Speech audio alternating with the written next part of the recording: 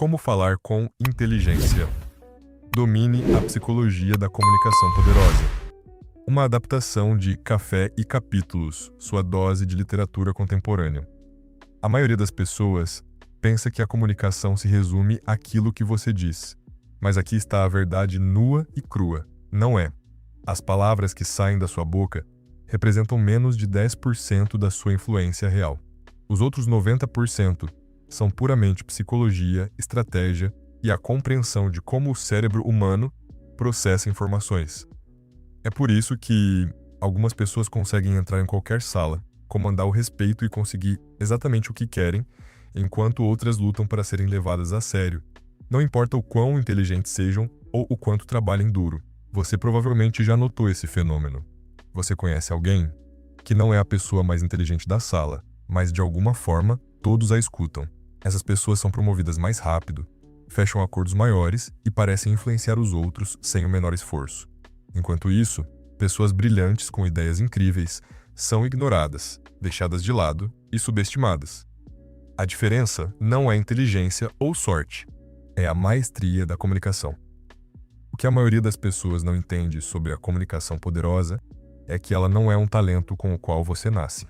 É uma habilidade que você pode aprender. Cada elemento da fala influente, desde a maneira como você entra em uma conversa, passando por como você estrutura seus pensamentos, até os gatilhos psicológicos que você ativa, pode ser desenvolvido sistematicamente. Os oradores mais persuasivos do mundo, os CEO que comandam empresas de bilhões de dólares, os negociadores que fecham acordos impossíveis e os líderes que inspiram movimentos inteiros.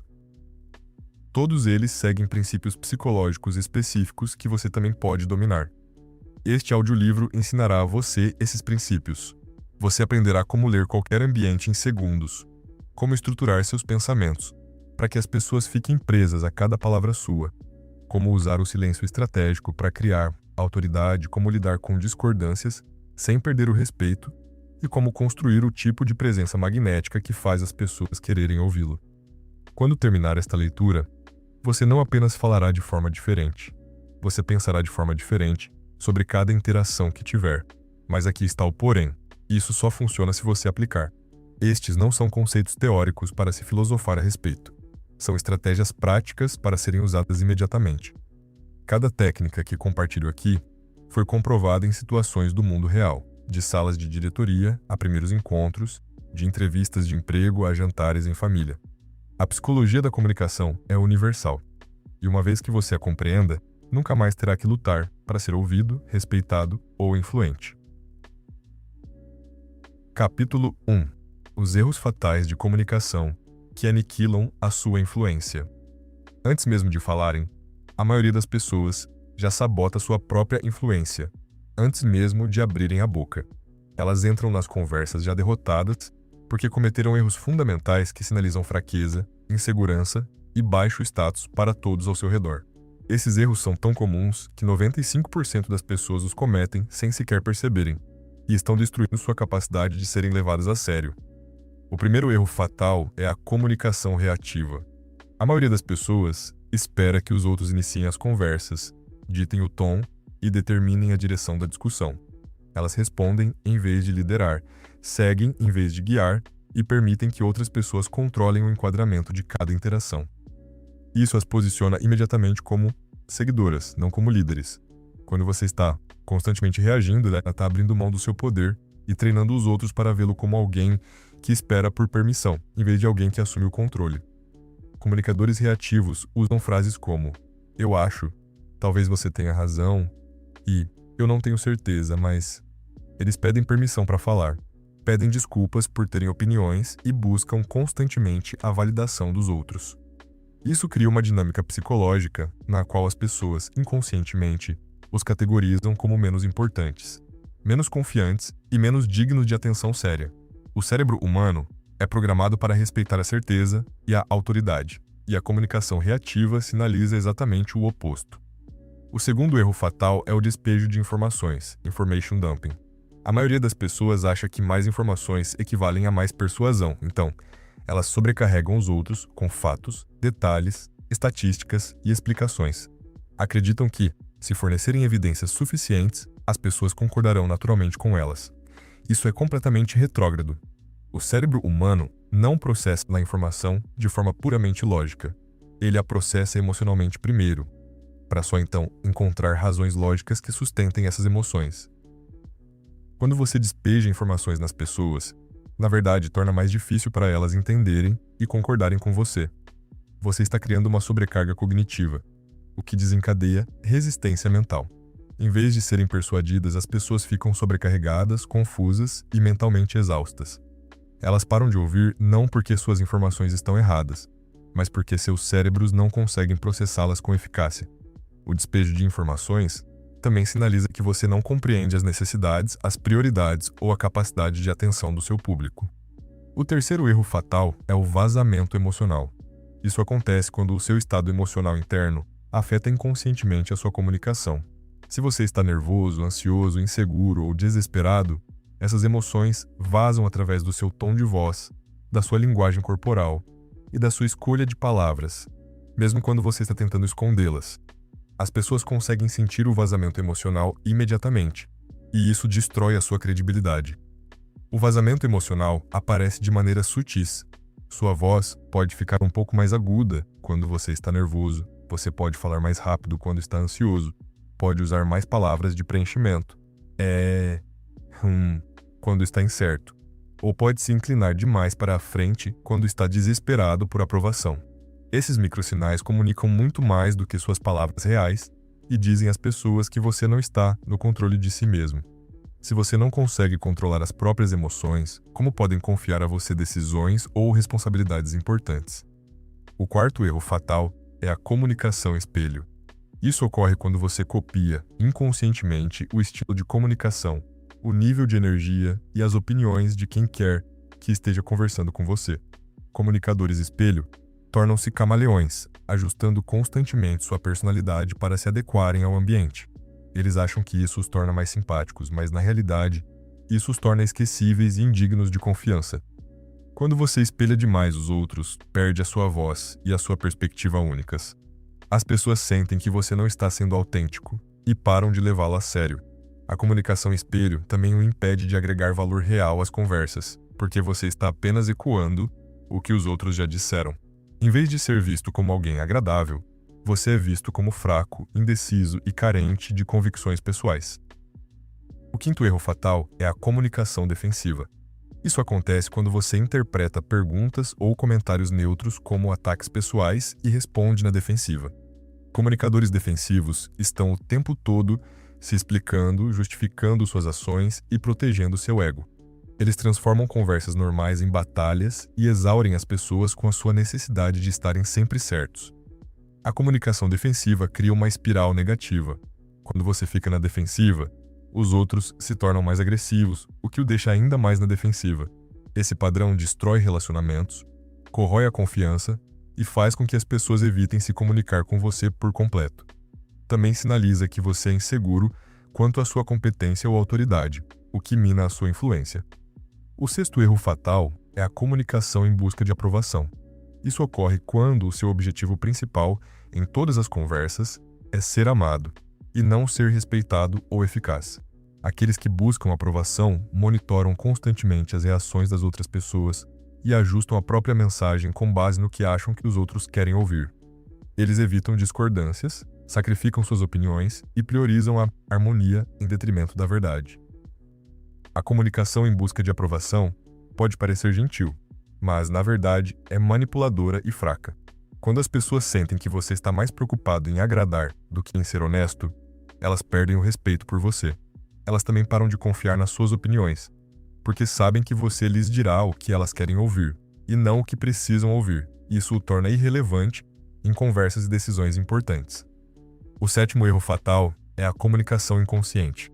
A maioria das pessoas nunca estudou como a comunicação realmente funciona. Então elas simplesmente improvisam e esperam pelo melhor. Não entendem como seu tom afeta a percepção, como a escolha de palavras cria significado, ou como a linguagem corporal influencia os resultados. Isso é como tentar realizar uma cirurgia sem entender de anatomia. Você pode dar sorte, mas provavelmente causará estragos. Comunicadores inconscientes repetem os mesmos erros várias vezes, porque não sabem o que estão fazendo de errado.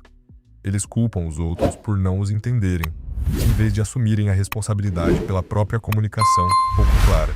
Ficam frustrados quando as pessoas não respondem da maneira que desejam, mas nunca examinam o próprio papel na criação desses resultados. Esses 7 erros fatais são uma epidemia na sociedade moderna e são a razão pela qual a maioria das pessoas luta para ter influência, autoridade e respeito. A boa notícia é que, uma vez que você se torne ciente desses padrões, pode começar a mudá-los imediatamente. Cada conversa torna-se uma oportunidade de praticar uma comunicação consciente e estratégica, que constrói a sua influência em vez de destruí-la. Capítulo 2. A neurociência das primeiras impressões. Por que as pessoas decidem sobre você em 3 segundos? O cérebro humano faz julgamentos instantâneos sobre outras pessoas em menos de 3 segundos. E esses julgamentos são incrivelmente difíceis de mudar. Isso não é uma falha na psicologia humana. É um mecanismo de sobrevivência que evoluiu ao longo de milhões de anos para nos ajudar a identificar rapidamente ameaças, aliados e oportunidades. Entender como essas primeiras impressões funcionam lhe dá um poder formidável, porque você pode influenciá-las conscientemente, em vez de deixá-las ao acaso. O cérebro humano processa as primeiras impressões através de múltiplos canais simultaneamente. Sua aparência, sua postura, suas expressões faciais, o tom da sua voz, seu nível de energia e suas palavras iniciais são processados instantânea e inconscientemente. Dentro de 3 segundos, as pessoas já decidiram se você é competente, confiante, confiável, de alto status ou de baixo status. E essas decisões moldam cada interação subsequente que você terá com elas. Isso acontece por causa de um fenômeno chamado de julgamentos por fatias finas, thin slice judgments. O cérebro pega uma fatia minúscula de informação e a usa para fazer previsões amplas sobre o seu caráter, as suas habilidades e as suas intenções. Essas previsões são notavelmente precisas para traços básicos de personalidade, mas também são fortemente influenciadas por vieses inconscientes e condicionamentos sociais. Capítulo 3. A matriz da autoridade. Como comandar o respeito sem ser agressivo. A maioria das pessoas acha que a autoridade vem de ser barulhento, agressivo ou dominador. Mas a verdadeira autoridade é exatamente o oposto. A verdadeira autoridade é calma, controlada e magnética. Ela atrai as pessoas em vez de afastá-las, e cria respeito em vez de medo ou ressentimento. Compreender a diferença entre autoridade e agressão é crucial, porque uma constrói a sua influência, enquanto a outra a destrói. A autoridade baseia-se na competência, na confiança e no controle emocional. Quando você possui uma autoridade genuína, as pessoas naturalmente se deferem ao seu julgamento, buscam as suas opiniões e seguem a sua liderança. Isso acontece porque a autoridade desencadeia respeito e confiança inconscientes. As pessoas se sentem seguras ao redor de indivíduos com autoridade, porque percebem que essas pessoas têm controle sobre si mesmas e sobre o ambiente. Capítulo 4. O sistema operacional da persuasão. Como mudar mentalidades sem manipulação. Persuasão não é manipulação. A manipulação envolve enganar ou coagir as pessoas a agirem contra os seus melhores interesses, visando ao seu próprio benefício. A persuasão, por outro lado, envolve ajudar as pessoas a tomarem decisões que sejam genuinamente boas para elas, alcançando, ao mesmo tempo, os seus próprios objetivos legítimos. Entender essa distinção é crucial, porque a persuasão ética cria relacionamentos e resultados duradouros, enquanto a manipulação destrói a confiança e volta-se contra você ao longo do tempo. A base da persuasão ética é compreender como as pessoas realmente tomam decisões. A maioria acha que a tomada de decisão é um processo lógico e racional. Porém, a neurociência revela que ela é fundamentalmente emocional. As pessoas decidem com base nos sentimentos e, em seguida, usam a lógica para justificar essas decisões para si mesmas e para os outros. Isso significa que a persuasão eficaz deve engajar primeiro as emoções e, então, fornecer o suporte lógico para a decisão emocional. Isso não significa manipular emoções ou fabricar sentimentos falsos. Significa entender o que as pessoas genuinamente valorizam e ajudá-las a enxergar como a sua proposta se conecta aos verdadeiros valores, prioridades e desejos delas. Quando a persuasão se alinha aos interesses autênticos de alguém, ela soa natural e benéfica. e não insistente ou manipuladora. Tentando parecer confiante, a incompatibilidade será óbvia e minará sua credibilidade. É por isso que a regulação emocional é tão crucial para uma comunicação poderosa. Você precisa genuinamente sentir-se calmo e confiante, e não apenas tentar fingir. O terceiro elemento é a qualidade vocal e o tom. A sua voz carrega quantidades enormes de informações sobre o seu estado emocional, o seu nível de confiança e o seu status social. Em segundos após ouvi-lo falar, as pessoas fazem julgamentos sobre a sua competência, autoridade e confiabilidade, baseando-se puramente em como você soa. Vozes confiantes possuem certas características. Elas são bem apoiadas pela respiração, o que cria um tom cheio e rico. Possuem um ritmo controlado, o que demonstra ponderação e intencionalidade. Tem um volume apropriado, o que demonstra consciência do espaço e do público. Tem uma articulação clara, que sinaliza educação e atenção aos detalhes. E possuem uma entonação variada, o que mantém as pessoas engajadas e interessadas. Muitas pessoas sabotam inconscientemente sua autoridade vocal ao falar muito baixo, o que sinaliza insegurança, falar muito rápido, nervosismo, ou usar a entonação ascendente no fim das frases, o que faz afirmações soarem como perguntas, o famoso uptalk. Esses padrões vocais diminuem imediatamente a sua competência e status percebidos, independentemente do que você esteja realmente dizendo. O quarto elemento são as suas palavras de abertura e a sua energia. A primeira coisa que você diz define o tom para toda a conversa, e as pessoas lembram-se disso de forma desproporcional, devido ao efeito de primazia. Comunicadores confiantes abrem com declarações claras e intencionais, que estabelecem a sua autoridade e definem a direção da discussão. Aberturas fracas incluem pedir desculpas por falar, por interromper ou por tomar o tempo do outro. Incluem frases incertas como "não tenho certeza se isso está certo, mas" ou "espero que não se importe que eu diga". Incluem amabilidades excessivas ou conversa fiada, que desperdiçam tempo e diluem a mensagem. Esses padrões sinalizam de imediato que você não valoriza o próprio tempo ou as próprias opiniões, o que treina os outros a desvalorizá-los também.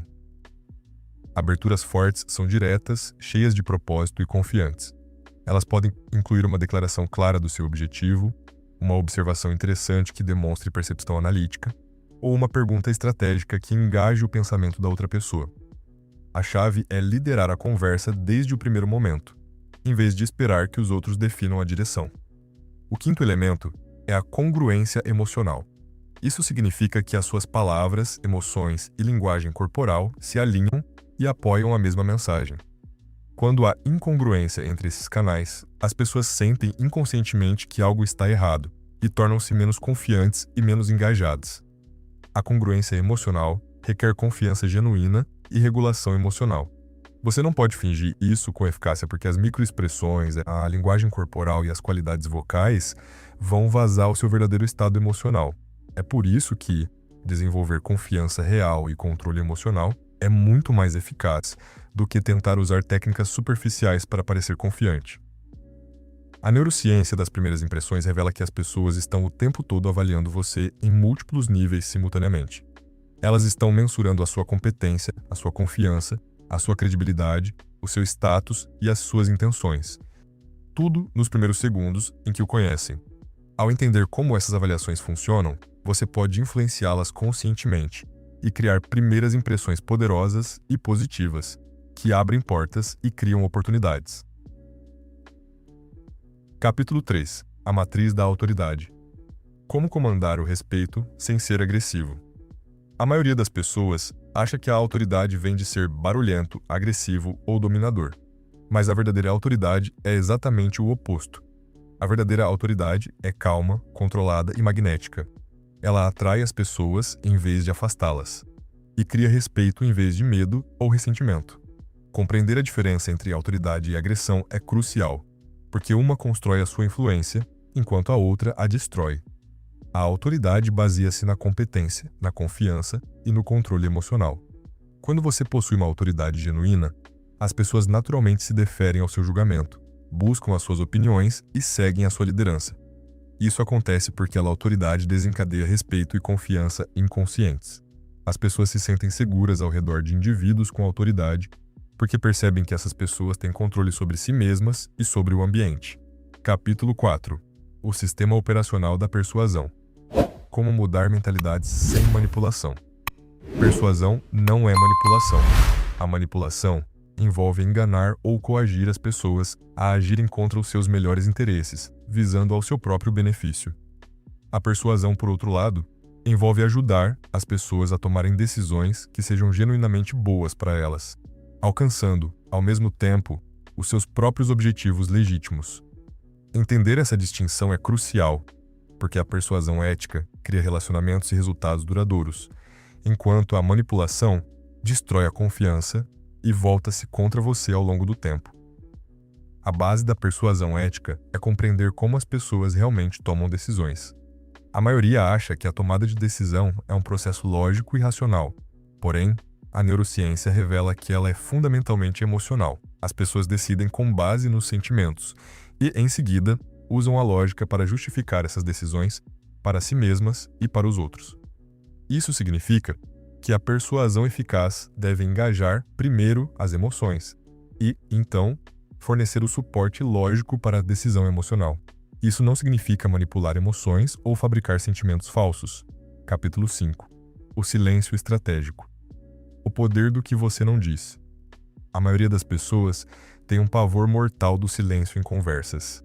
Elas se sentem obrigadas a preencher cada pausa com palavras, mesmo quando não têm absolutamente nada significativo a dizer. Esse medo do silêncio destrói a força da comunicação delas, porque faz com que pareçam nervosas, ansiosas e destituídas de confiança.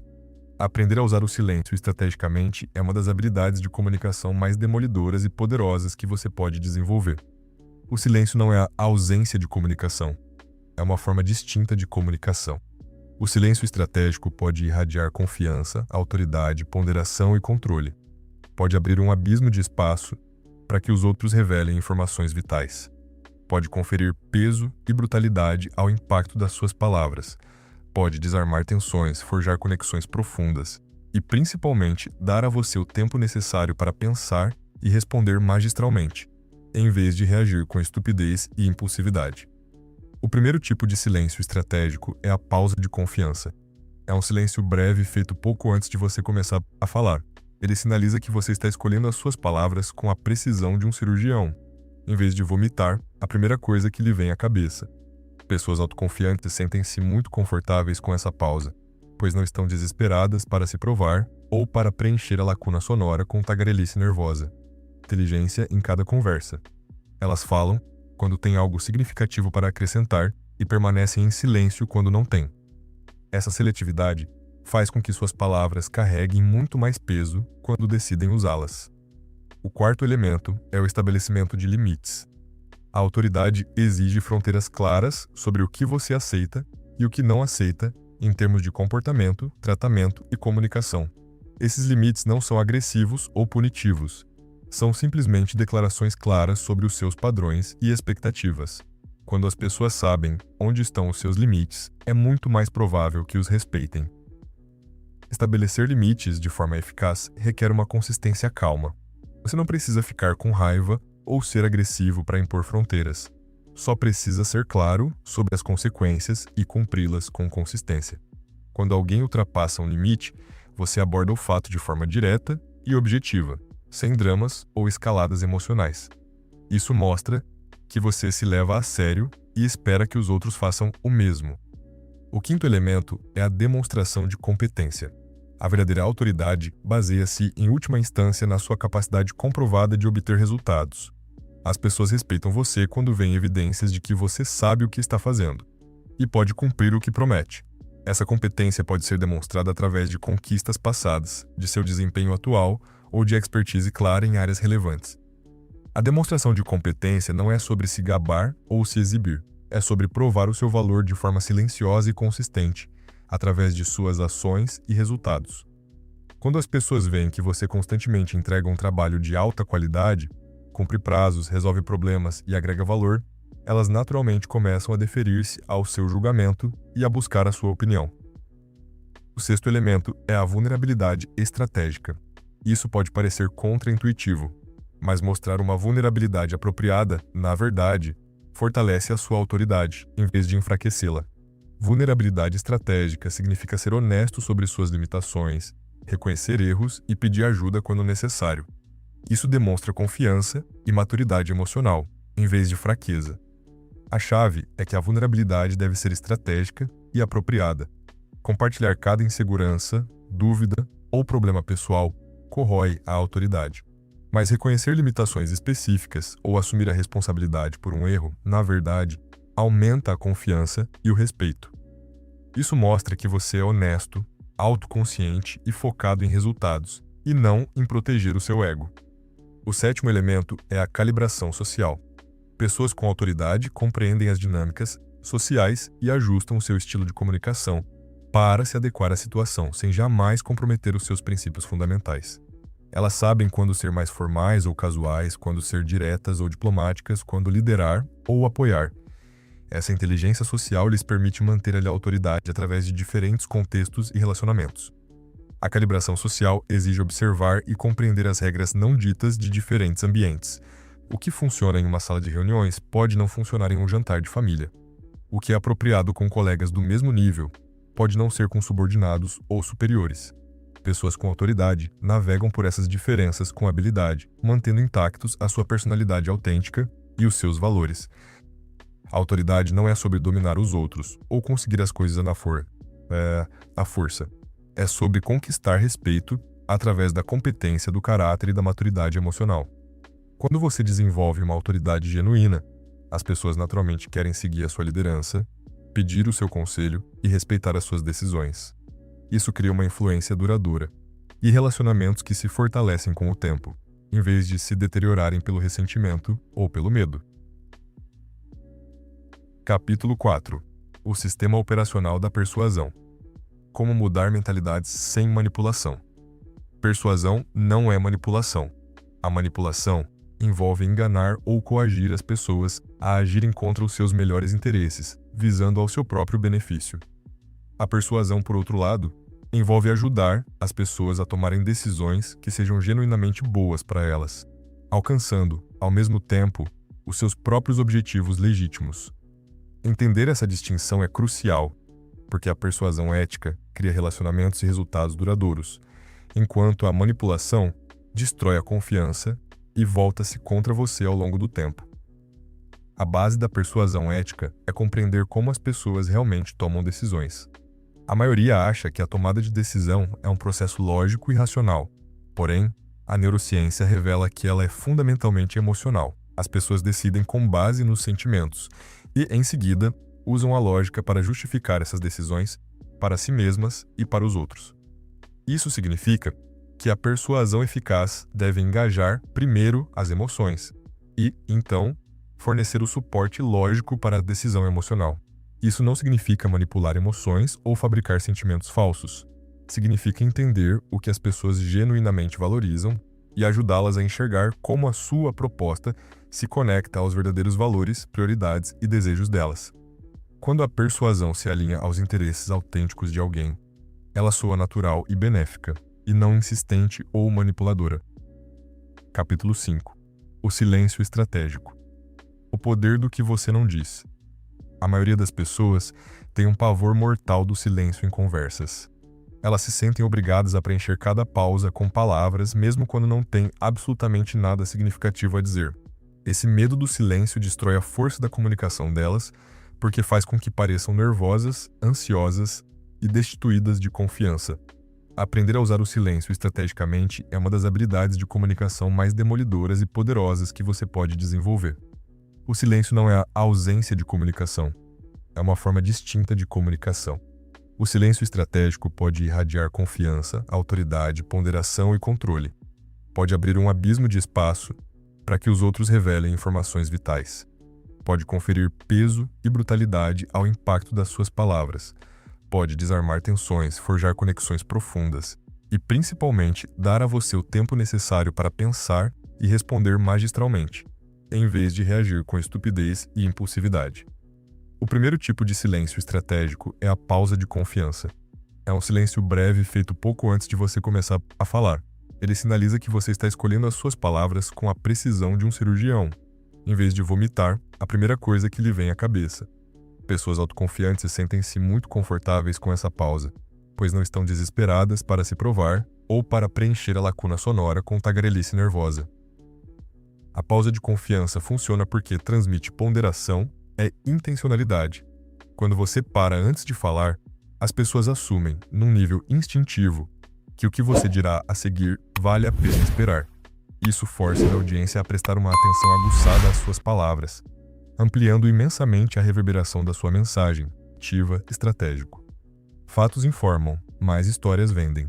E vendem porque as histórias engajam emoções, criam imagens mentais nítidas e tornam conceitos abstratos em algo concreto e memorável.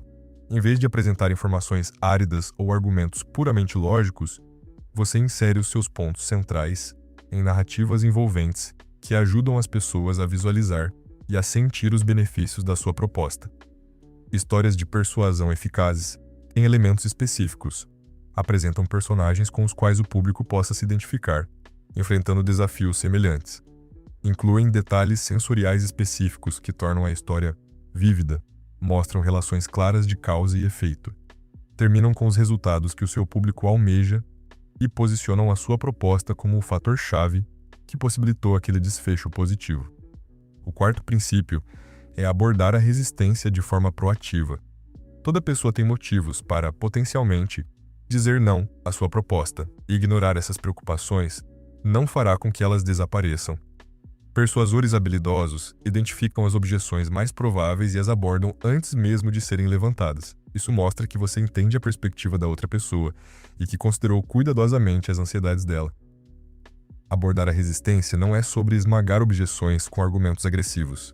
É sobre validar as preocupações legítimas e fornecer soluções ou alternativas genuínas. Às vezes, isso significa modificar a sua proposta para atender melhor às necessidades do outro. Às vezes, significa oferecer informações e garantias extras. E às vezes, significa aceitar com maturidade que a sua proposta simplesmente não é a certa para a pessoa naquele momento. O quinto princípio é criar urgência sem exercer pressão. As pessoas adiam decisões quando não há um motivo convincente para agir de imediato. A persuasão eficaz inclui razões legítimas pelas quais agir agora é melhor do que agir depois. Isso pode incluir disponibilidade limitada, oportunidades sensíveis ao tempo ou o aumento de custos e dificuldades ao longo do tempo. A chave de ouro é que a urgência deve ser real, não artificial. Criar prazos falsos ou uma falsa escassez sempre voltará contra você quando as pessoas descobrirem o truque. Contudo, destacar fatores verdadeiros que exigem rapidez ajuda as pessoas a superar a procrastinação natural e a indecisão crônica. Você não as está pressionando, você as está ajudando a evitar as consequências negativas de uma demora desnecessária. O sexto princípio é facilitar o sim. Mesmo quando as pessoas querem aceitar a sua proposta, elas podem hesitar se o processo parecer complicado, arriscado ou esmagador. A persuasão magistral remove o máximo de barreiras possível e torna o próximo passo óbvio, simples e de baixo risco.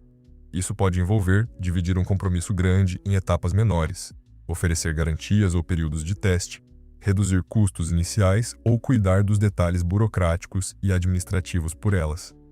Quanto mais fácil você tornar o caminho a ser trilhado, maior a probabilidade de as pessoas seguirem em frente, mesmo que já estivessem genuinamente interessadas. O sétimo princípio é confirmar o compromisso e os próximos passos. Muitas tentativas de persuasão fracassam, não porque as pessoas não foram convencidas, mas porque a conversa terminou sem um acordo claro sobre o que acontecerá a seguir. Uma vez que alguém concorde com a sua proposta, você deve confirmar esse compromisso e estabelecer passos específicos com prazos e responsabilidades. Essa confirmação serve a múltiplos propósitos. Garante que ambos entenderam o que foi acordado. Cria um engajamento psicológico através do princípio da coerência. Impede que o acordo seja esquecido ou rebaixado de prioridade. E mantém o ímpeto, estabelecendo passos de ação imediatos, em vez de deixar tudo para um hipotético depois. O sistema operacional da persuasão funciona porque ele respeita a forma como as pessoas naturalmente pensam, sentem e tomam decisões. Ele não tenta sobrepujar o julgamento alheio, nem manipular emoções como num truque de salão. Em vez disso, ele ajuda os indivíduos a fazerem boas escolhas, fornecendo informações relevantes, resolvendo apreensões reais e facilitando a ação que atende aos interesses deles, coroando por tabela, os seus próprios objetivos legítimos. Capítulo 5. O silêncio estratégico. O poder do que você não diz.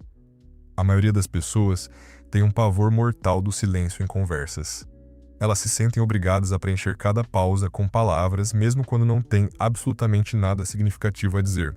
Esse medo do silêncio destrói a força da comunicação delas, porque faz com que pareçam nervosas, ansiosas e destituídas de confiança. Aprender a usar o silêncio estrategicamente é uma das habilidades de comunicação mais demolidoras e poderosas que você pode desenvolver. O silêncio não é a ausência de comunicação, é uma forma distinta de comunicação.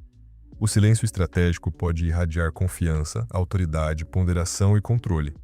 Pode abrir um abismo de espaço para que os outros revelem informações vitais. Pode conferir peso e brutalidade ao impacto das suas palavras. Pode desarmar tensões, forjar conexões profundas e, principalmente, dar a você o tempo necessário para pensar e responder magistralmente, em vez de reagir com estupidez e impulsividade. O primeiro tipo de silêncio estratégico é a pausa de confiança. É um silêncio breve feito pouco antes de você começar a falar. Capítulo 6. O código da calibração social. Lendo ambientes e adaptando o seu estilo de comunicação. Os comunicadores de maior sofisticação na Terra exibem uma percepção quase predatória e mágica de leitura do ar de uma sala de interações, moldando os seus traços comunicativos no exato milissegundo. Parecem abençoados pelo dom dos céus de saber com precisão nanométrica as palavras que ferem ou cativam, com a cadência exata do local e na exatidão de quando engolir a voz. E isso não tem vínculo com milagres de dons inatos. Trata-se de ciência pragmática batizada de calibração social. E este é o grande divisor de águas entre quem sobrevive no ambiente de trabalho, sem brilho, e quem ascende reinando incontestável como imperador nos relacionamentos. A calibração social define-se como o sonar interno de dissecar silenciosamente o invisível manual de instruções tácitas em qualquer recinto humano na face da Terra, ajustando a sintonia do seu aparelho vocal e corporal sem corromper seus alvos. Toda roda de convívio transborda de organogramas ocultos, tabus tribais corporativos e caldeirões emocionais de ansiedade, e quem os lê governa a maré. A enorme maioria das pessoas fracassa espetacularmente neste quesito, por insistir em martelar o único prego do seu padrão único de falar e de se colocar na diretoria de Capítulo 7, o algoritmo da confiança, construindo uma segurança inabalável em qualquer situação. A confiança não é um traço genético de personalidade com o qual você nasce predestinado. É uma musculatura fria e implacável que você desenvolve de maneira metódica e sistemática. A imensa maioria enxerga o sucesso como o pai da confiança. Contudo, a realidade opera de trás para frente. A sua confiança é que fabrica o estrondo inegável do seu sucesso, e não o inverso no espelho. No instante em que os engasgos da farsa ruidosa cessam para você dissecar o real relógio engrenado e suado, que constrói de forma inquestionável as certezas absolutas do ego, bem fundamentado, internamente indestrutível, nos cenários implacáveis, sombrios, perigosos, você poderá fabricá-la intencionalmente para jamais fraquejar na manutenção perpétua contínua, sob fogo cruzado. A pedra angular na rocha da autoconfiança de aço inabalável começa por destruir a mentira fatal e ilusória corrompida entre a confiança falsa alicerçada por resultados, outcome-based alavancas inestimáveis de influência. O quarto tipo é a pausa de processamento. Este silêncio lhe concede o luxo do tempo racional antes de responder a um interrogatório hostil, a uma ofensa ou a um dilema capcioso. Em vez de capitular sob a pressão da resposta no tiroteio, você paralisa o relógio para mensurar as suas opções de forma maquiavélica e inteligente. Isso blinda a sua reputação contra o arrependimento verbal e a devolução emocional, preservando a sua autoridade intacta no campo de batalha da retórica. Essas pausas são obrigatórias em momentos de críticas venenosas e alta voltagem. O instinto humano básico mandaria você disparar balas verbais para se defender, mergulhando no lodaçal reativo da briga. A pausa estratégica eleva você. Ela permite uma resposta tão calculada que esvazia a munição inimiga e atrai o encanto dos observadores. O quinto tipo é a pausa de tensão. É a audácia de permitir que tópicos nevrálgicos ou um ar glacial de desconforto emocional habitem a sala sem que você saia correndo para colocar panos quentes. A maioria detesta tanto a atenção bruta, que mascara impasses vitais com risinhos ou soluções falsas e pacíficas que não levam a nada, apenas porque faltou coragem para sentar-se na fogueira.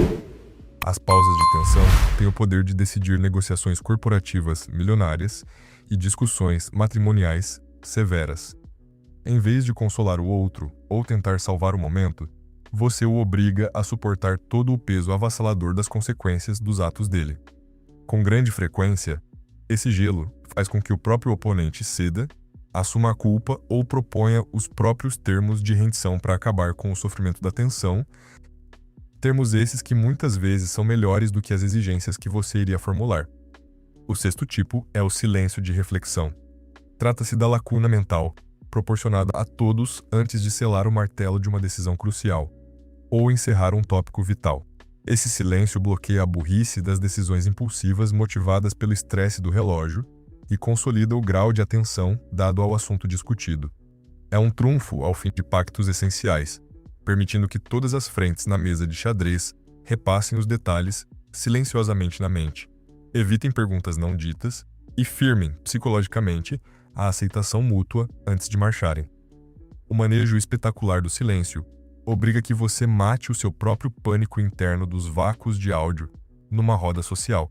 As pessoas consideram a lacuna algo humilhante e que prova a falência da conversa. Ao contrário, a genialidade da pausa orquestra um palco de grandiosidade, reflexões monumentais e magnetismo.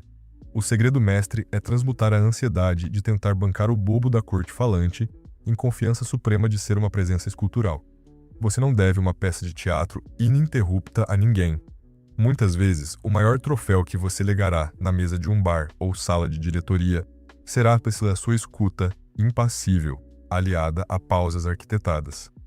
Para treinar o músculo do silêncio, policie o próprio ritmo cardíaco. Sob o jugo do nervosismo ou inferioridade, o cérebro o espancará para atirar sílabas ao vento. Com enraizamento e respiração marcial, você ancorará o prazer dos hiatos conversacionais. O trunfo máximo do silêncio reside na sua escassez neste século.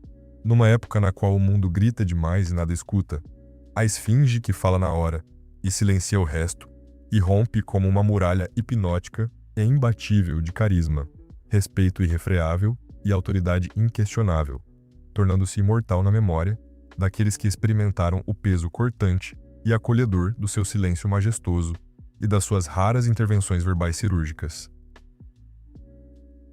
Capítulo 6. O Código da Calibração Social. Lendo ambientes e adaptando o seu estilo de comunicação. Os comunicadores de maior sofisticação na Terra exibem uma percepção quase predatória e mágica de leitura do ar de uma sala de interações, moldando os seus traços comunicativos no exato milissegundo. Parecem abençoados pelo dom dos céus de saber com precisão nanométrica as palavras que ferem ou cativam, com a cadência exata do local e na exatidão de quando engolir a voz. E isso não tem vínculo com milagres de dons inatos. Trata-se de ciência pragmática batizada de calibração social. E este é o grande divisor de águas entre quem sobrevive no ambiente de trabalho, sem brilho, e quem ascende reinando incontestável como imperador nos relacionamentos.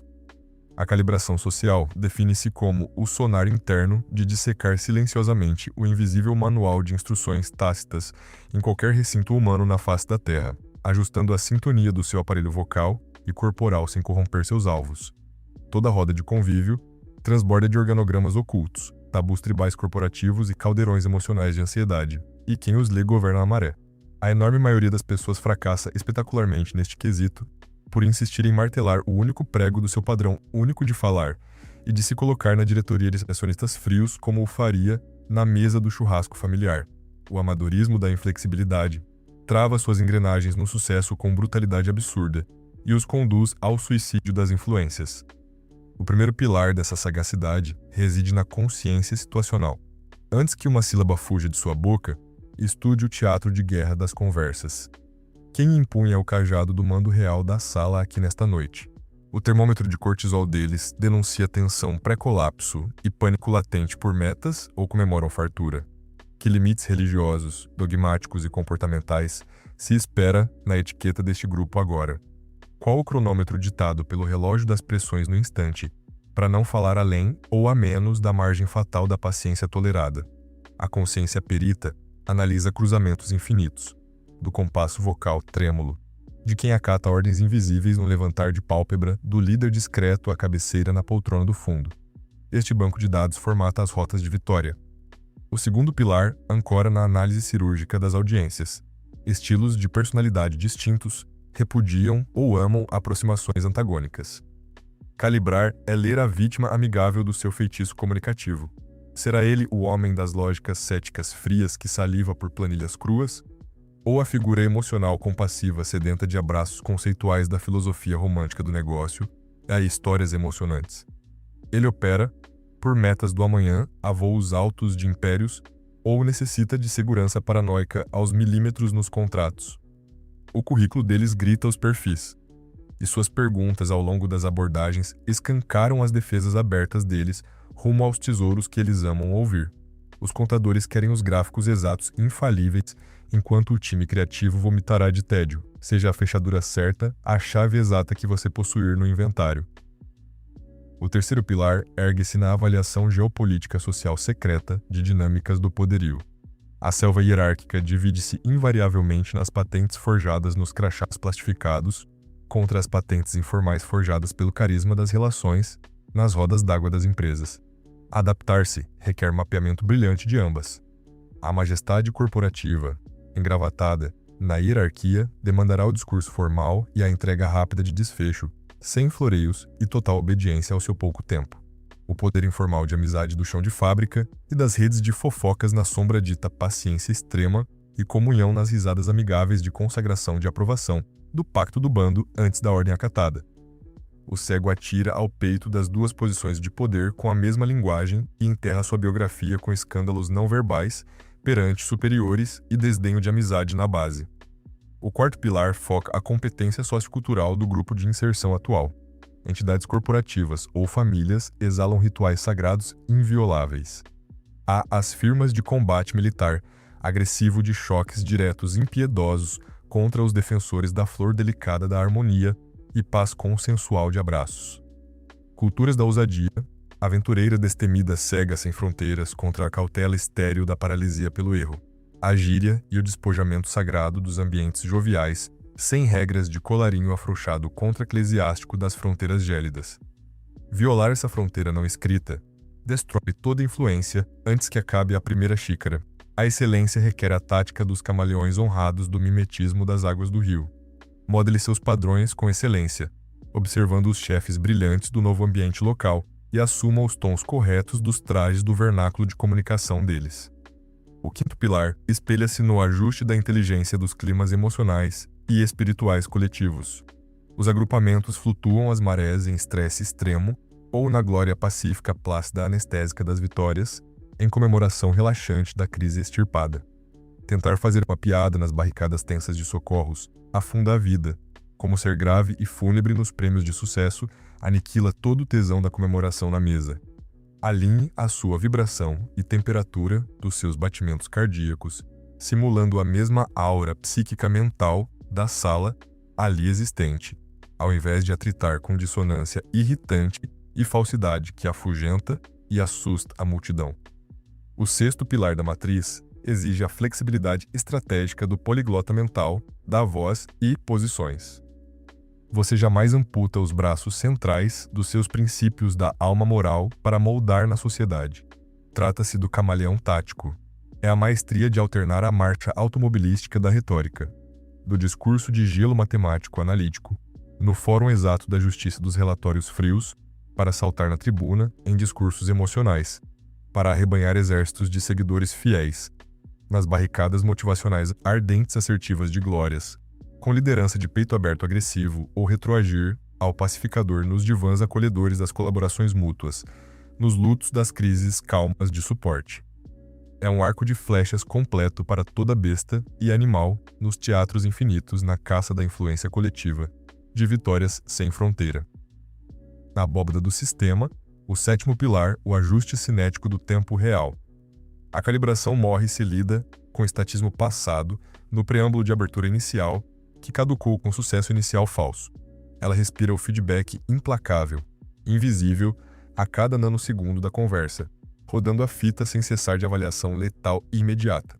Eles recuam os torsos para o fundo encosto defensivos nas poltronas ou avançam sobre a sua fala, devorando a história nos seus olhos na mesa.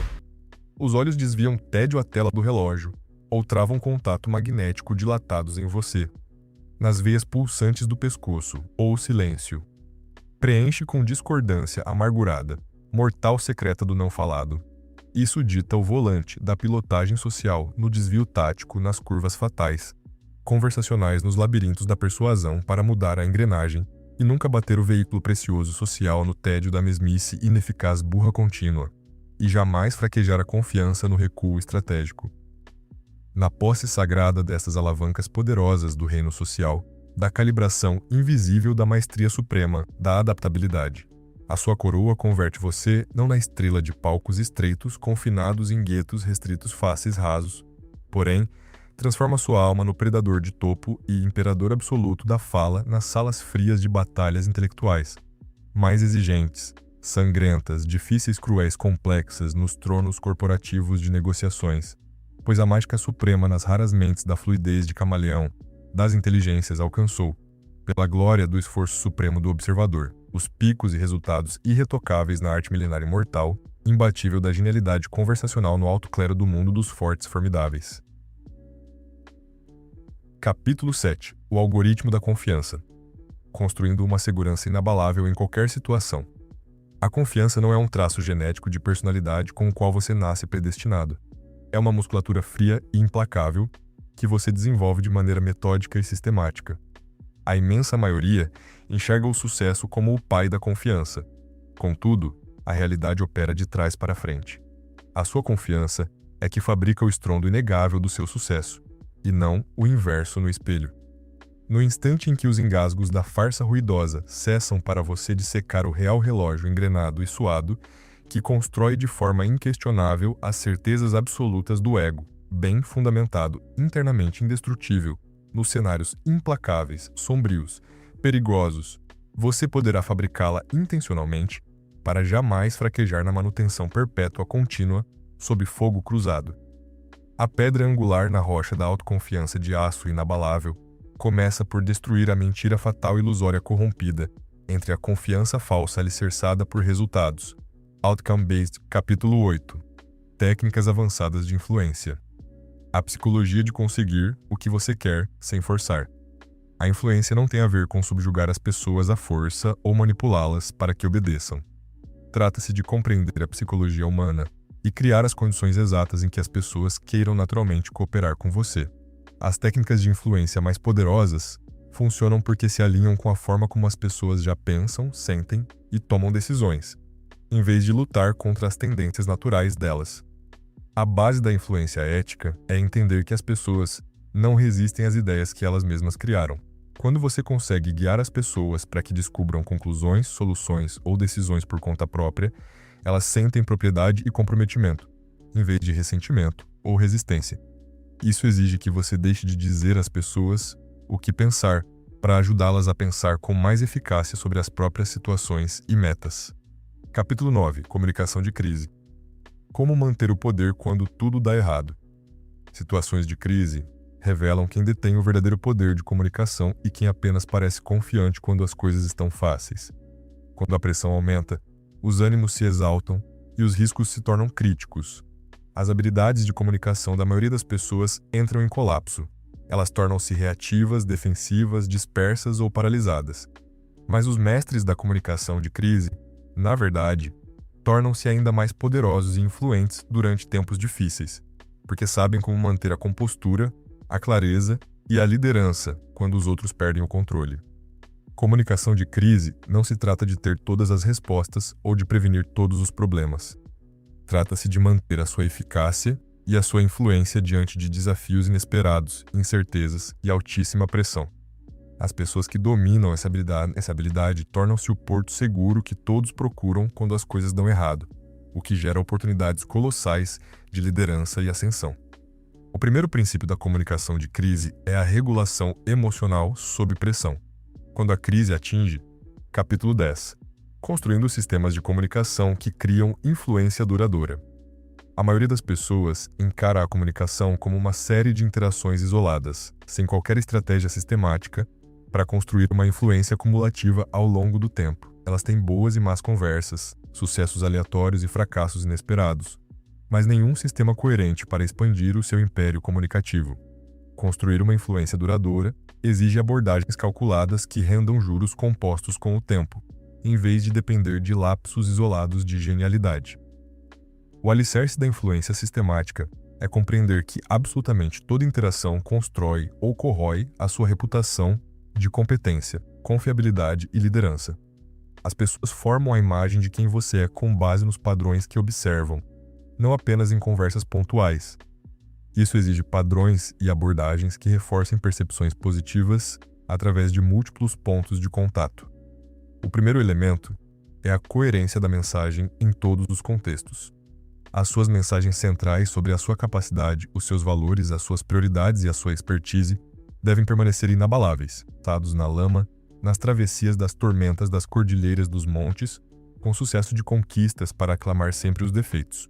Quem detém os controles na fortaleza, empilha nos tronos íntimos da consciência as medalhas conquistadas como os diários inegáveis divinos de poder supremo nas provas forjadas em ferro quente, superados anteriormente, para silenciar com fatos documentados inegáveis nas tempestades psíquicas das fraquezas. Que seu DNA já triunfou glorioso nos combates obscuros piores brutais, e triunfará sem fim, como nos ciclos anteriores inquebráveis contínuos sucessivamente. No quarto motor, o calibramento otimizado e purga dos lixos mentais venenosos, nos diálogos sombrios, subconscientes, ocultos da autossabotagem, cruel, falsa crítica fatal, mental destrutiva. Exterminar os monstros falsos do desastre. Imaginário patético, punitivo, mentiroso, imposto covardemente pela fraqueza. Elevar com honestidade inabalável, justa, brilhante, amigável, conselheira, magistral as cobranças na objetividade cirúrgica, como um pilar leal e não de carrasco sanguinário inútil, reestruturando os pânicos cênicos do falso Deus, do perfeccionismo utópico fútil, impossível, falso. Amaldiçoado mítico mentiroso para o Deus sagrado, eterno e imortal, da capacidade infinita, suprema gloriosa divina, da evolução, feroz constante, contínua da solução imparável, feroz adaptável dos conflitos múltiplos, brutais, fatais contínuos. O quinto domínio, o templo corporal fisiológico magnético, erguido das posturas e fluxos da respiração letal. Profunda, consciente de imposição calma suprema. Poderosa gravitacional soberana fria de espelhos. Nas posturas forjadas, no espaço erguidas intencionais, exatas deliberadas, das colunas alinhadas, perfeitas, firmes resolutas nos gestos e aletas, rítmicas calmas, parasimpáticas no oxigênio. Fabricam os venenos hormonais e elixires neuroquímicos para anestesiar nas ansiedades a biologia e transmutar os sentimentos numa alquimia física autossugestiva exata. Material da confiança autônoma. Fisiológica, orgânica da presença de reis divinos, implacáveis supremos. Sexto, motor. As expansões diárias deliberadas, intencionais doloridas, brilhantes, sistemáticas nas fronteiras mortas, seguras das zonas de confortos, patéticas, decadentes, apáticas. A confiança que não testa o sangue nas fogueiras, apaga nas neves dos fracos. Você marcha rumo às ansiedades em níveis mortais, mais toleráveis, calculáveis, para expandir nas experiências os castelos interiores blindados, nos sofrimentos calmos, graduais, progressivos, até dominar com tédio as glórias heróicas das tarefas aterrorizantes da infância, na banalidade das mestrias rotineiras, fáceis, frias da maestria infinita, sublime, inabalável, real. Coroando as pontas estelares supremas, sétimo degrau. O alinhamento genial, autêntico, feroz, indomável, divino do núcleo das identidades nucleares.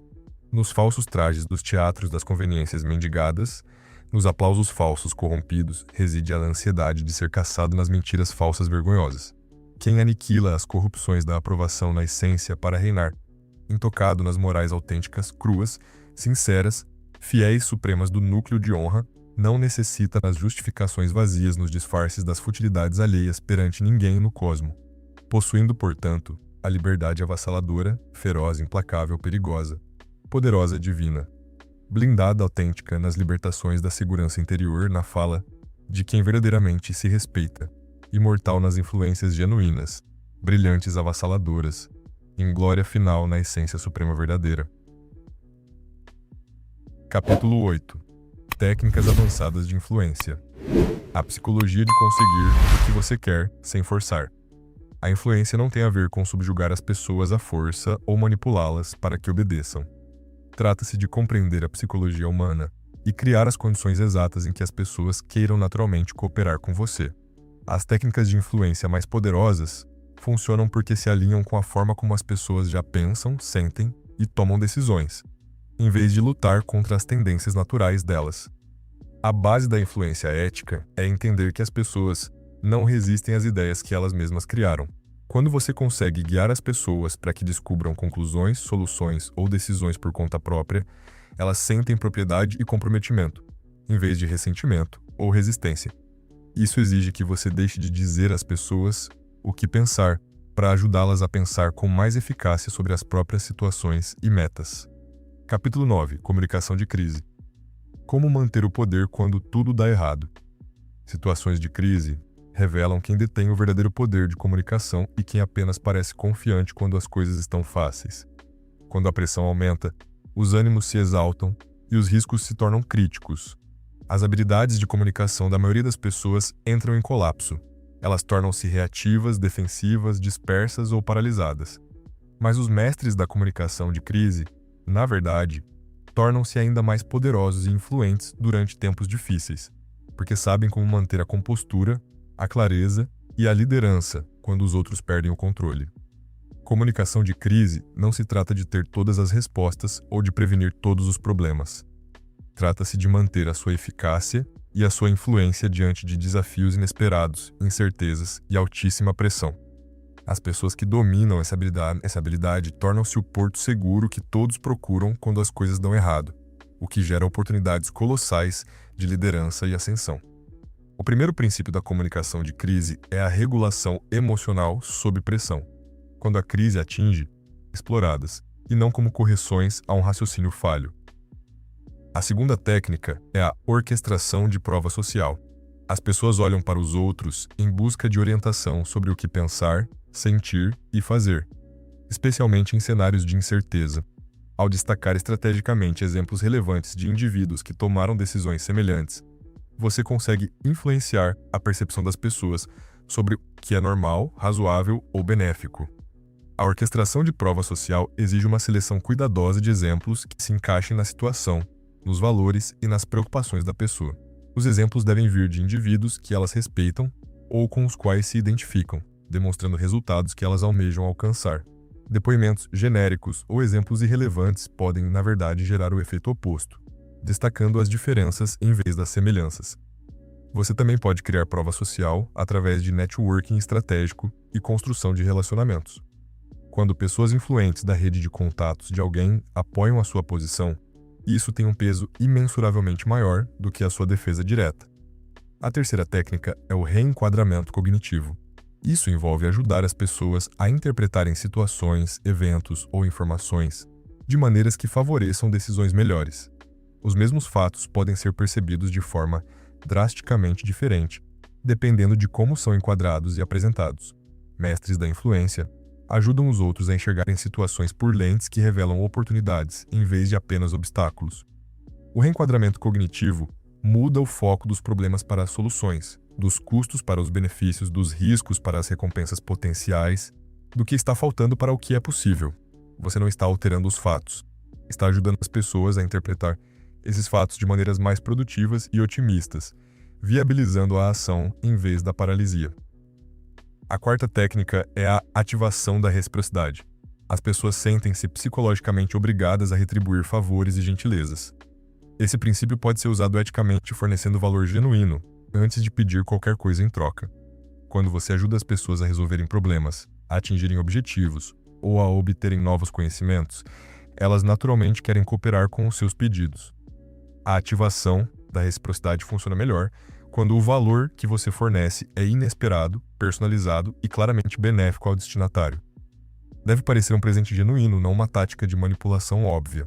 O objetivo é gerar sentimentos positivos e boa vontade, que conduzam naturalmente à cooperação, em vez de uma obrigação que soe forçada.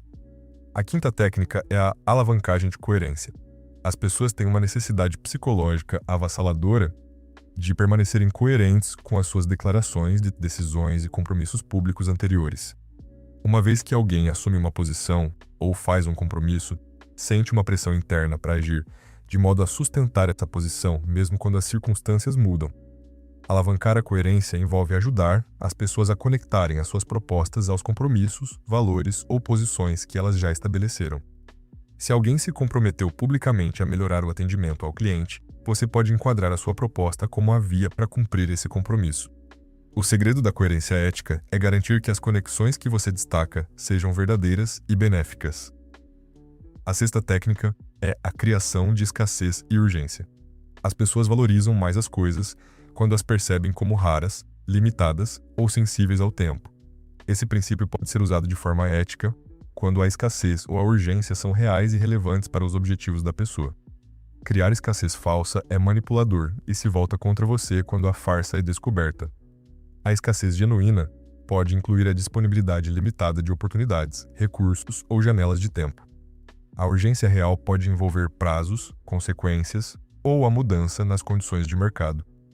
A chave é ajudar as pessoas a compreenderem a verdadeira sensibilidade ao tempo, em vez de criar uma pressão artificial.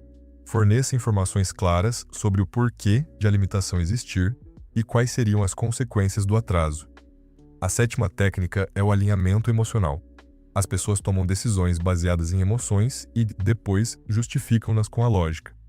A influência implacável exige que você se conecte às emoções genuínas do outro e o ajude a ver como a sua proposta satisfaz as necessidades e desejos emocionais dele, não apenas os seus requisitos lógicos.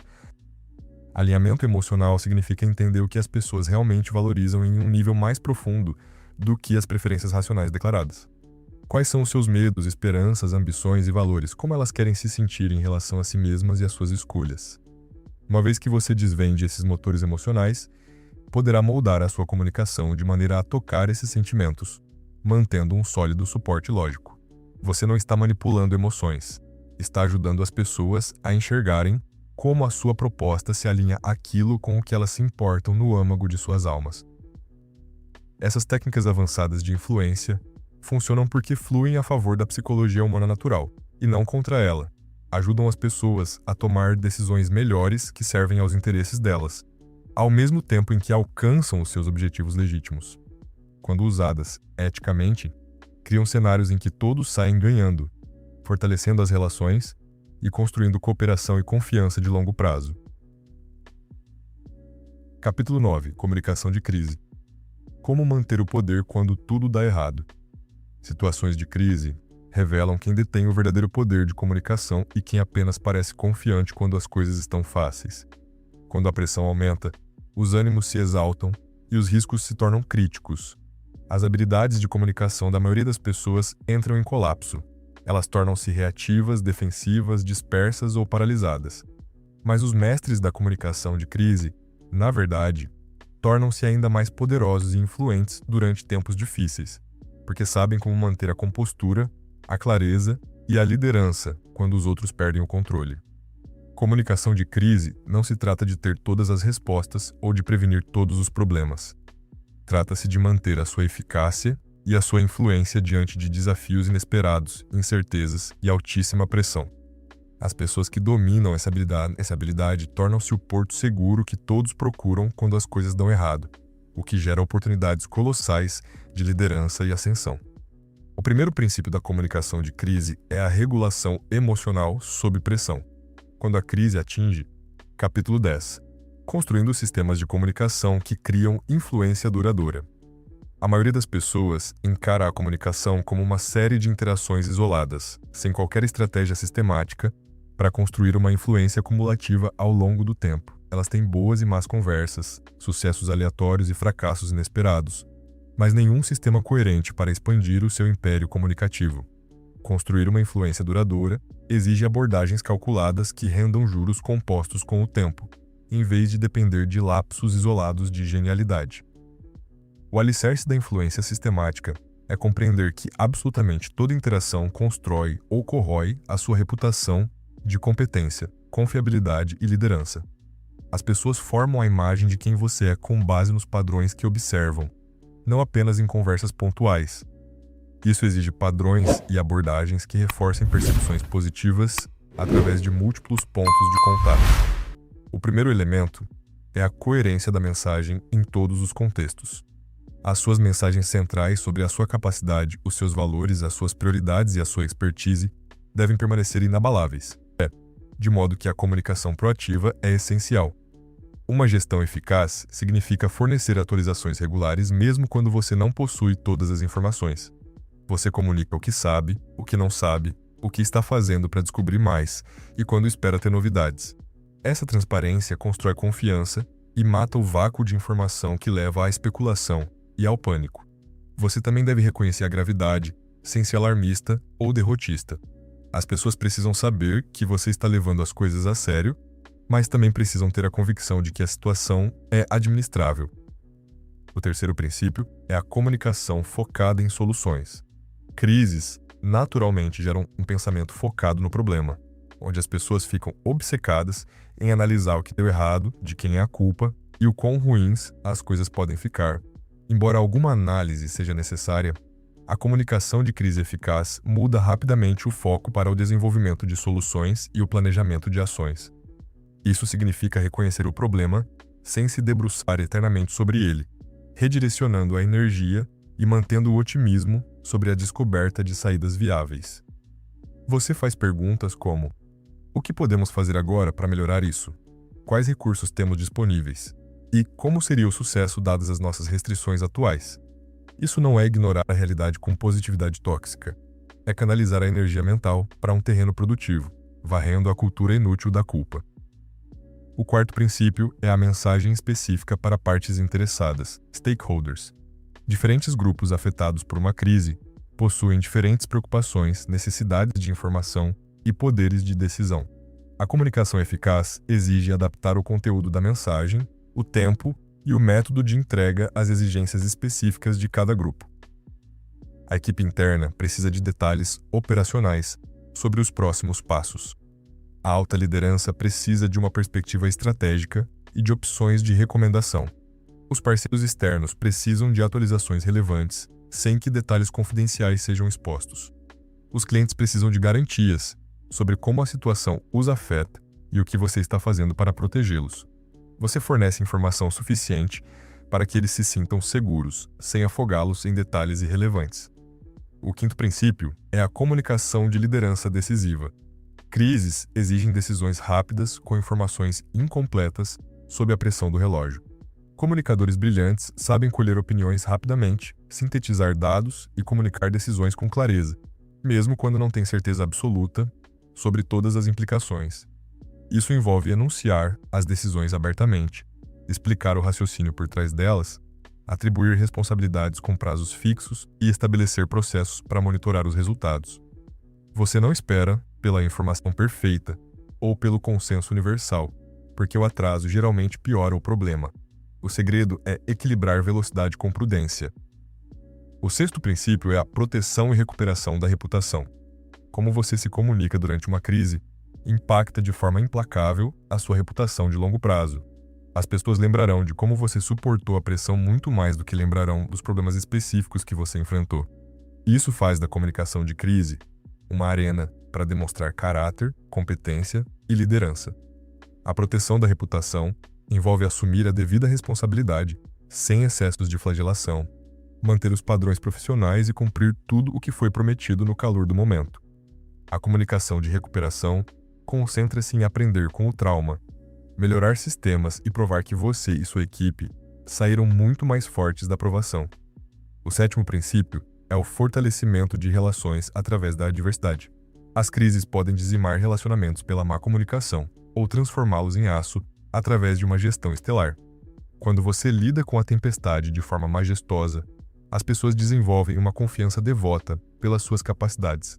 Elas testemunharam você cumprir compromissos sob fogo cerrado, viram o seu respeito pelo bem-estar alheio e notaram a sua integridade inabalável. Uma crise nada mais é que um palco onde os seus valores são escrutinados sem misericórdia. Vencê-la é cimentar a sua influência por uma década. Capítulo 10. Construindo sistemas de comunicação que criam influência duradoura. A maioria das pessoas encara a comunicação como uma série de interações isoladas, sem qualquer estratégia sistemática, para construir uma influência cumulativa ao longo do tempo. Elas têm boas e más conversas, sucessos aleatórios e fracassos inesperados, mas nenhum sistema coerente para expandir o seu império comunicativo.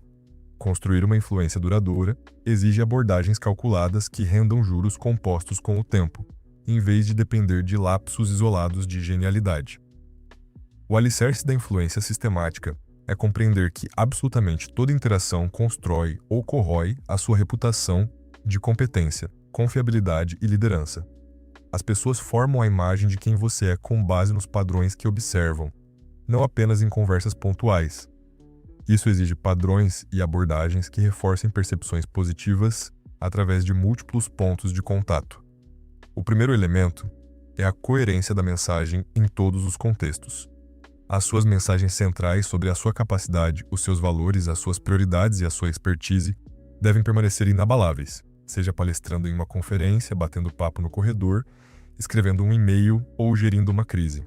Essa coerência permite que as pessoas construam uma imagem nítida de quem você é. Coerência não é ser um robô repetitivo, é ter temas centrais autênticos que fluem naturalmente. As pessoas não devem receber sinais confusos ou contraditórios. O segundo elemento é o mapeamento de relacionamentos e networking estratégico. A influência flui pelos vasos sanguíneos dos relacionamentos. Isso exige que você mapeie quem influencia quem no seu ecossistema corporativo ou social e construa laços autênticos com esses conectores vitais. O mapeamento analisa as estruturas de poder formais e informais e entende as dinâmicas entre os principais jogadores. O networking estratégico vai muito além de colecionar cartões de visita. Foca em criar valor mútuo genuíno com aqueles que podem expandir o seu alcance. O terceiro elemento é o posicionamento de expertise e desenvolvimento de liderança de pensamento, thought leadership. Pessoas que deixam um legado tornaram-se reconhecidas por visões e conhecimentos específicos que os outros consideram imprescindíveis.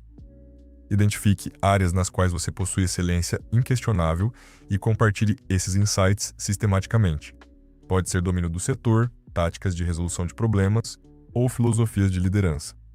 Desenvolver a liderança de pensamento significa criar e disseminar conteúdo de forma contínua, apresentações, artigos, discursos ou a mentoria generosa que ilumina a jornada dos colegas. O quarto elemento são os sistemas de feedback e a melhoria contínua. A maioria passa a vida sem receber críticas construtivas diretas sobre o modo como fala e, assim, fica cega aos próprios defeitos. Sistemas de feedback implacáveis exigem buscar a avaliação de mentores de confiança, rastrear os resultados de mensagens críticas e ter a audácia de observar as reações alheias. Encare a comunicação não como um talento inalterável, mas como um músculo olímpico. Estude oradores de elite, teste técnicas novas e expanda o seu arsenal implacavelmente. O quinto elemento é o desenvolvimento de plataformas e a criação de visibilidade. Não adianta ser genial no escuro. A influência perene exige que as pessoas conheçam as suas capacidades, o que significa buscar sistematicamente os holofotes, as plataformas para as suas ideias. Ofereça-se para projetos de alta visibilidade, candidate-se a palestras, ocupe papéis de liderança. E pare de achar que o trabalho duro será notado magicamente. Você deve comunicar os seus sucessos estrategicamente, criando evidências inegáveis do seu impacto. O sexto elemento é o planejamento de sucessão e sistemas de mentoria. A verdadeira influência cria ramificações. Ao desenvolver outros comunicadores letais e eficazes, você forma um exército intelectual que compreende e defende os seus métodos mesmo na sua ausência. A mentoria atrai talentos formidáveis para a sua órbita, forjando lealdade e estabelecendo a sua fama de criador de titãs. A sucessão prepara o terreno para que as suas ideias o sobrevivam caso mude de cargo ou de empresa. O sétimo elemento é a construção de legado de influência institucional. O estágio máximo ocorre quando você muda o metabolismo e a forma de pensar de uma empresa inteira ou da sua indústria. Você vai além das decisões individuais e incorpora melhorias nos sistemas, processos e culturas do ambiente. A influência institucional faz com que as suas metodologias se tornem os novos mandamentos, moldando a estrutura cognitiva das gerações seguintes muito depois de o contato pessoal ter terminado. Capítulo 11. A fórmula do carisma. Fabricando presença magnética sob comando. O carisma não é uma qualidade celestial misteriosa com a qual os deuses abençoam uns e amaldiçoam outros. É uma combinação absolutamente específica de comportamentos, atitudes e padrões vocais que podem ser dissecados, aprendidos e ativados estrategicamente. As pessoas mais carismáticas que você conhece chegaram lá porque praticaram técnicas vitais e não por sorte na loteria genética. A medula espinhal do carisma é a capacidade de fazer com que a outra pessoa se sinta a criatura mais importante, valorizada e compreendida do universo quando conversa com você. Os indivíduos magnéticos dominam a arte de jogar o holofote da atenção e da energia sobre o outro, deflagrando emoções de puro êxtase na alma alheia. Isso não é fingimento. A maioria acha que carisma é ser o palhaço encantador no meio da roda, mas o verdadeiro carisma é fazer os outros se sentirem o centro do palco quando você está por perto. O primeiro elemento da fórmula é a intensidade de presença. Isso significa conceder a sua atenção total e indivisível a quem estiver à sua frente, ignorando o caos. Capítulo 12. Conversas difíceis. Como navegar por conflitos sem perder o respeito.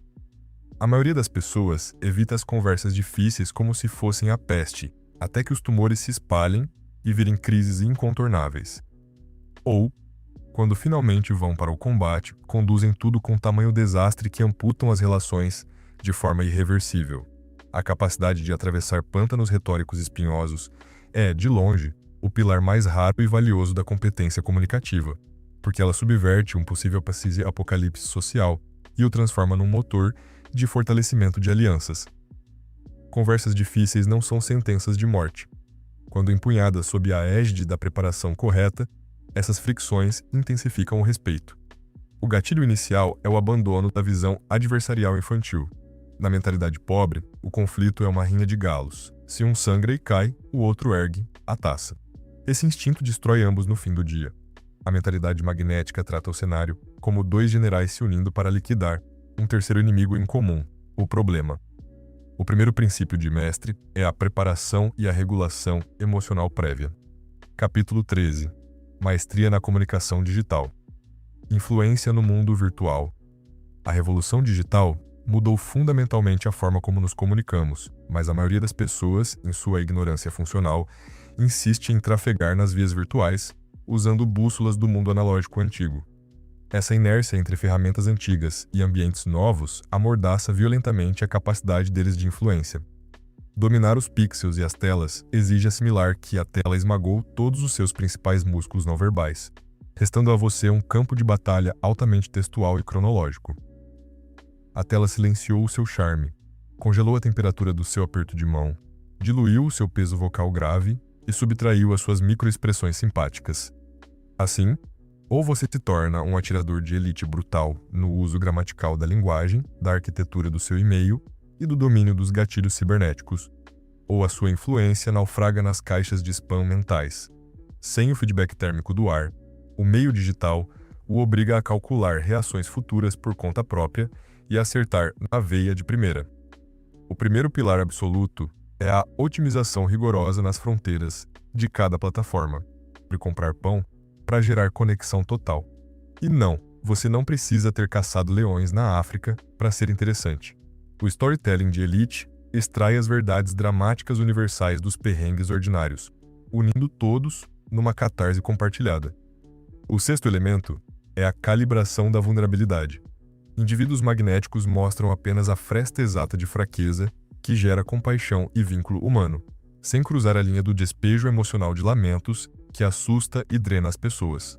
A vulnerabilidade estratégica significa que, mesmo no pedestal do poder, você exibe uma cicatriz recente ou um medo ordinário. Isso aniquila o pedestal tóxico da arrogância e faz com que os meros mortais sintam que você sangra do mesmo vermelho que eles. O sétimo elemento é a premissa positiva inabalável e o benefício da dúvida. Figuras brilhantes assumem por padrão de fábrica que o outro possui as melhores intenções possíveis, eviscerando a armadura do cinismo. Eles fabricam uma segurança psicológica divina, permitindo que as pessoas desarmem os escudos e brilhem de verdade. Não significa ser um idiota cego para abusos. Significa que, na dúvida, o veredicto penderá para a bondade e a competência alheia, extraindo a força, a nobreza de quem convive com eles. O oitavo elemento é a celebração e o reconhecimento específicos. Carismáticos não dão tapinhas nas costas com jargões vazios. Bom trabalho. Eles miram com rifle de precisão no que a pessoa fez com maestria cirúrgica e enaltecem a minúcia em alto e bom som, cimentando o orgulho profundo no peito de quem ajudou ou atuou bem. E eles jamais sentem o próprio ego diminuído ao aplaudirem a coroa alheia. Ao contrário, essa generosidade grandiosa coroa a si próprios como os verdadeiros reis da roda. Capítulo 12. Conversas difíceis. Como navegar por conflitos sem perder o respeito. A maioria das pessoas evita as conversas difíceis como se fossem a peste, até que os tumores se espalhem e virem crises incontornáveis.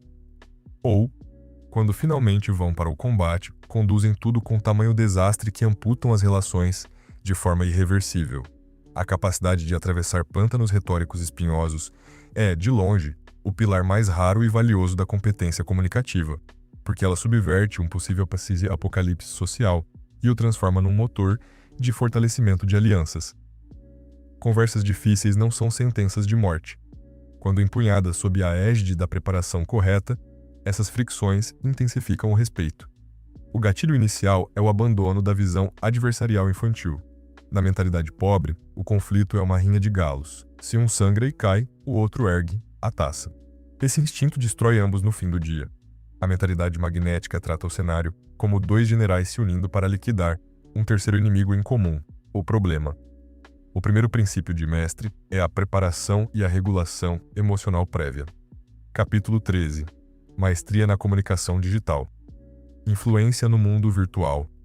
A revolução digital mudou fundamentalmente a forma como nos comunicamos, mas a maioria das pessoas, em sua ignorância funcional, insiste em trafegar nas vias virtuais, usando bússolas do mundo analógico antigo. Essa inércia entre ferramentas antigas e ambientes novos amordaça violentamente a capacidade deles de influência. Dominar os pixels e as telas exige assimilar que a tela esmagou todos os seus principais músculos não verbais, restando a você um campo de batalha altamente textual e cronológico. A tela silenciou o seu charme, congelou a temperatura do seu aperto de mão, diluiu o seu peso vocal grave e subtraiu as suas microexpressões simpáticas. Assim, ou você se torna um atirador de elite brutal no uso gramatical da linguagem, da arquitetura do seu e-mail e do domínio dos gatilhos cibernéticos, ou a sua influência naufraga nas caixas de spam mentais. Sem o feedback térmico do ar, o meio digital o obriga a calcular reações futuras por conta própria e acertar na veia de primeira. O primeiro pilar absoluto é a otimização rigorosa nas fronteiras de cada plataforma. Capítulo 14. A mentalidade de maestria. Tornando-se um estudioso vitalício da psicologia humana. A maestria na comunicação não é um destino turístico, onde você planta a bandeira no solo e tira férias perpétuas do desenvolvimento. Ela é uma expedição incessante, um campo laboratorial implacável de observação crua e de refinamento balístico. O comunicador alfa nunca tranca os livros e os relatórios cerebrais, porque o ecossistema cultural e as patologias sociais humanas sofrem mutações assustadoras e contínuas a cada década. A mentalidade de maestria divide ao meio os que estagnaram no título medíocre de comunicador competente e aceitável, e os titãs supremos da oratória e do poder de impacto, que apenas aumentam os seus reinados de gravidade com a maturidade e a velhice. Esses últimos devoram todas as interações cotidianas rotineiras banais, não como ociosidade de convívio para passar o tempo, mas como um simulador aeronáutico da psique. Eles se avaliam na linha de frente do teste. A vida nua é a sua arena fria, e cada erro serve para ajustar as lunetas para os acertos milimétricos dos dias que virão. Ativamente as coisas. Dizer em alto e bom som. Nesse ponto estrutural, eu admito que você tocou numa verdade implacável. Desmonta a Guerra Fria e devolve dignidade a ele, retirando a necessidade dele de lutar pela própria honra. Isole os medos comuns. Ambos podem estar divergindo absurdamente na tática, mas ambos morrem de medo que o setor financeiro quebre a empresa no mês que vem. Junte-os pela dor em comum. O sexto princípio é a redirecionamento cirúrgico para o solucionismo. As discussões pesadas tendem a se ancorar numa espiral masoquista de apontamento do passado. É a eterna dança dos mortos. O seu papel como rei da dinâmica é frear os choros retroativos e girar o canhão de forma brusca e positiva para o amanhã. Use gatilhos pragmáticos. O que nós dois precisamos alterar fisicamente na rotina de amanhã para que esse desastre não manche as nossas mesas na segunda-feira? Mova-os da queixa estéril para a construção implacável e tangível da solução. O sétimo princípio é pacto final e concretização inegável do tratado. A maioria tem o trabalho colossal de vencer a discussão de forma educada, para depois não documentar nada. Deixam tudo combinado no ar. 30 dias depois, as interpretações do que foi falado se bifurcam, e a guerra renasce 10 vezes pior e mais sangrenta. Se a paz foi firmada, sele o pacto. Repasse verbalmente as metas, os prazos e quem apertará qual botão, ao sair por aquela porta. O compromisso fechado a pregos é o que garante que a guerra virou, de fato, arquitetura de progresso. Capítulo 13. Maestria na comunicação digital. Influência no mundo virtual. A revolução digital mudou fundamentalmente a forma como nos comunicamos, mas a maioria das pessoas, em sua ignorância funcional, insiste em trafegar nas vias virtuais, usando bússolas do mundo analógico antigo. Essa inércia entre ferramentas antigas e ambientes novos amordaça violentamente a capacidade deles de influência. Dominar os pixels e as telas exige assimilar que a tela esmagou todos os seus principais músculos não verbais, restando a você um campo de batalha altamente textual e cronológico.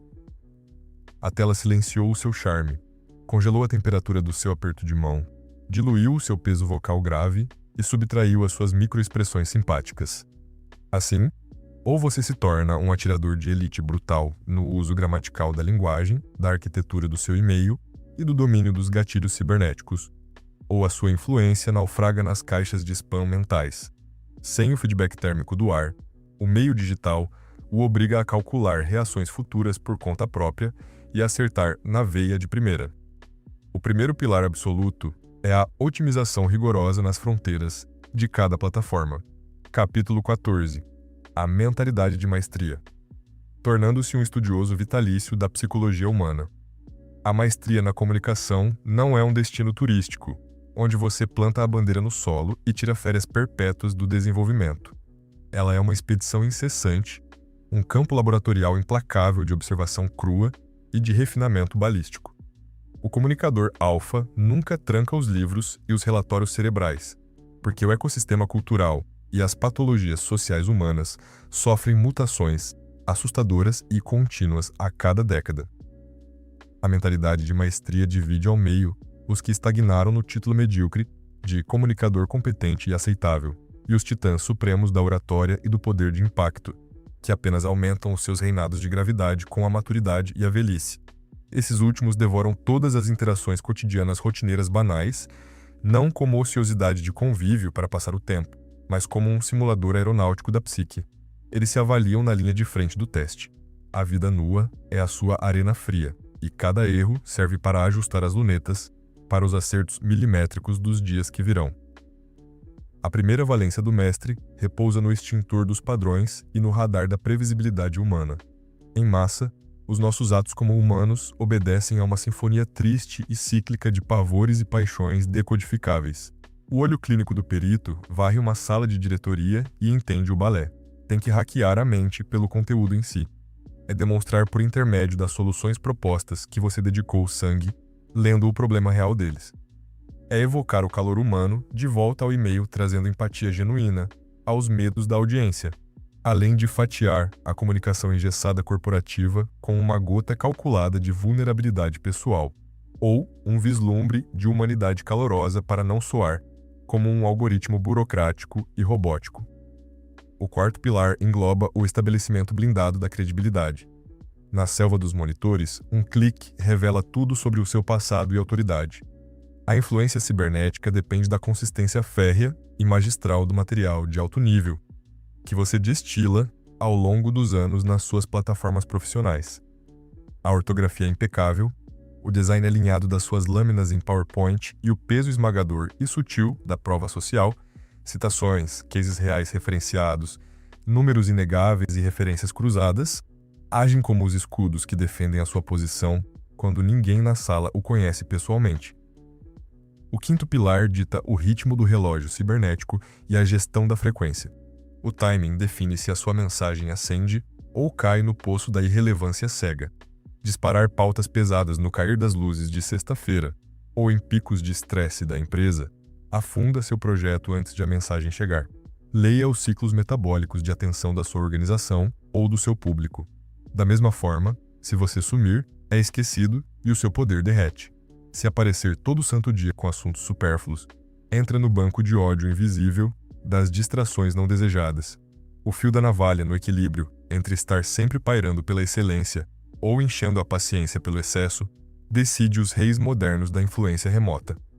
O sexto pilar repousa na alquimia multimídia. Muros de texto em preto e branco afastam os leitores atuais. Se um conceito doloroso pode ser transmutado num gráfico letal, num fluxograma simples e elegante, ou num slide hipervisual em 10 segundos, não se castigue forçando quem o lê a mastigar 7 parágrafos tortuosos. O visual atinge o cérebro humano em velocidade brutal e ancoragem de autoridade superior. Apenas não polua a lâmina com decorações excessivas e vaidosas que matam o foco frio do dado em questão. O sétimo pilar ergue-se na retroalimentação feroz e a cultura da comunidade. Comunicação morta e unilateral online vira boletim. Se você está criando a sua teia, precisa provocar o vai e volta.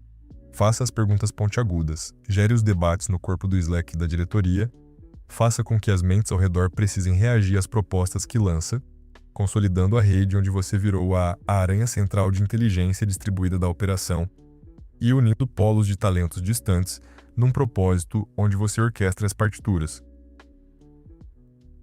Capítulo 14. A mentalidade de maestria. Tornando-se um estudioso vitalício da psicologia humana. A maestria na comunicação não é um destino turístico, onde você planta a bandeira no solo e tira férias perpétuas do desenvolvimento. Ela é uma expedição incessante, um campo laboratorial implacável de observação crua e de refinamento balístico. O comunicador alfa nunca tranca os livros e os relatórios cerebrais, porque o ecossistema cultural e as patologias sociais humanas sofrem mutações assustadoras e contínuas a cada década. A mentalidade de maestria divide ao meio os que estagnaram no título medíocre de comunicador competente e aceitável, e os titãs supremos da oratória e do poder de impacto, que apenas aumentam os seus reinados de gravidade com a maturidade e a velhice. Esses últimos devoram todas as interações cotidianas rotineiras banais, não como ociosidade de convívio para passar o tempo, mas como um simulador aeronáutico da psique. Eles se avaliam na linha de frente do teste. A vida nua é a sua arena fria, e cada erro serve para ajustar as lunetas para os acertos milimétricos dos dias que virão. Capítulo 15. A sua revolução na comunicação. Implementando tudo e dominando qualquer ambiente.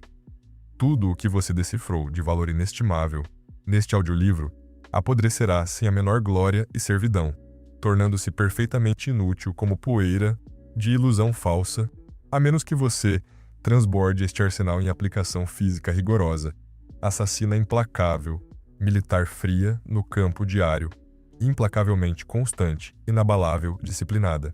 As maiorias engolem a tática como um lanche farto do almoço num curso, e, transcorridas 2 semanas do tempo inútil fraco, se afogam regressando nos oceanos velhos, pútridos, tóxicos, fracassados das reações fracas do passado, na mediocridade por não ostentarem um plano cirúrgico, metódico, bruto, letal da integração biológica celular, até o esquecimento racional e da transição puramente do orgânico e subconsciente, para reinar no palco formidável vivo e invencível para a vida diária dos mortais. Esta finalização implacável entrega o seu manual exato no plano operacional letal, frio sistemático de assalto final, cimentando o processo inquestionável, ininterrupto e inabalável em transformar você visceralmente, biologicamente, do homem velho e vulnerável e refém fracassado da incerteza,